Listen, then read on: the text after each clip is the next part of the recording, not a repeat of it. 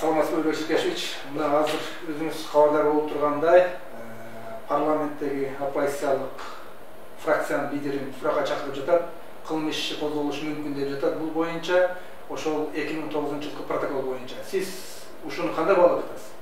Эми протоколдун маңызы менен мен макул эмесмин, бул башка маселе. Протоколдор көп.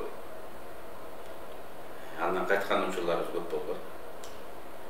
Мына жакында эле мамлекеттик коопсуздук кызматынын башчысы Ташиев Өзбекстан менен чек ара боюнча протоколдорго кол коюп келип, бирок кийин андан баш тартып айнып кеткен учур болду. Наразычылыктан улам.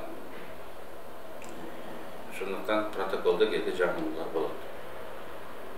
Андай протоколдор көбүнчө мындай саясий өнүктө болот. Саясий өнүк деген сөз бирөө үчүн туура, бирөө үчүн туура эмес болуп көрүнөт. Мана тарых гана тара салайын. Мадумаровго протокол боюнча иш козгойбуз деген аракет саясий кысым деп айтам. Жөн эле айтпайм, мен аны далилдей алам. Кандай далилдерди кетиресиз? Бул айыптоо Сооронбай Жээнбеков президент болуп турганда эле көтөрүлгөн. Кыргызстандын ушул чек арасынын бир бөлүгүн ушу талашка салып койгон. Ошон үчүн Мадумаров жооп бериш керек. Протокол бул ниет. Анын негизинде өкмөт аралык келишим түзүлөт. Андай өкмөт аралык келишим 9-жылдын декабрында ошол кездеги Кыргыз Республикасынын транспорт министри Нурлан Сулайманов тарабынан кол коюлду.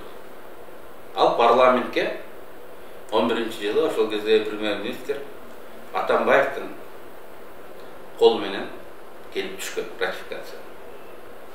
Жогорку кеңеш ошол кездеги комитеттин төрагасы Исмаил Исаковдун сунушу менен ал Кыргызстандын кызыкчылыгына жооп бербейт деп ал ратификациядан баш тарткан. Ошону менен бул окуя жабылды.